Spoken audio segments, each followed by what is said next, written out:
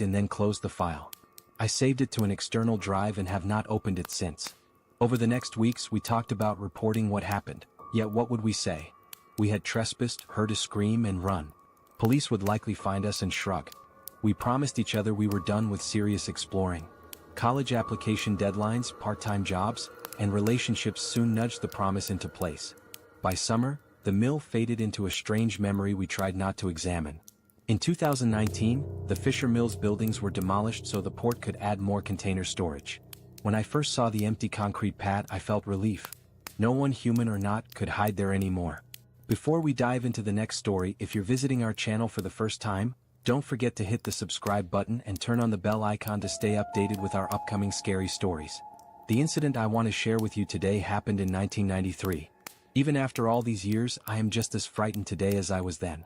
I have never publicly spoken about this or written about this for the fear of my safety. It has tormented my thoughts and dreams, and it has made me afraid of the dark and given me anxiety. The big question of who and why remains unanswered. In a small farming community bordering Mexico and Arizona with a population of a bit over 5,000, there is not a lot to do.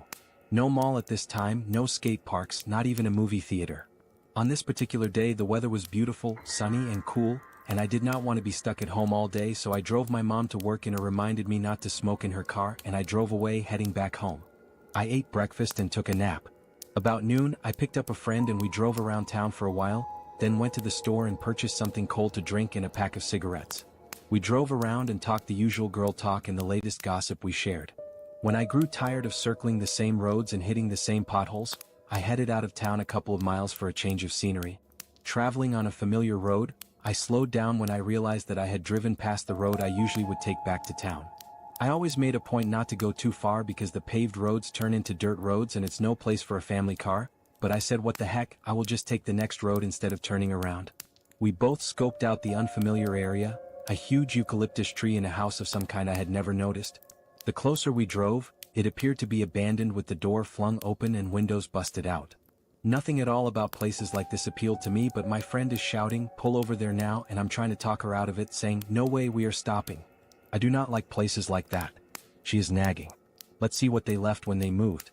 Realizing that she was not going to shut up, I reluctantly slowed down and turned into the overgrown driveway. She jumps out to curiously look inside the house. I turn off the car and get out to smoke a cigarette. I yell to her to hurry. I will be waiting by the car. She calls me a chicken shit. I don't care.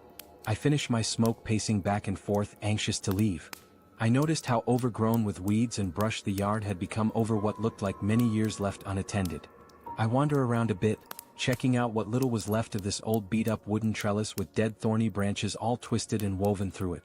A glimpse of animal fur caught my attention, and I looked closer and noticed what appeared to be a dead coyote hanging from one of the many branches.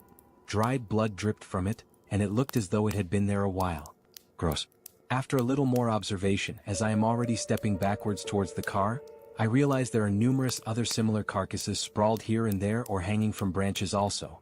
Some were pelts and others were the entire animal. I got the creeps with all these dead eyes staring at me. I had seen enough. I yell, "Let's go now." I jump in the car and yell again, "Get in or I'm leaving you."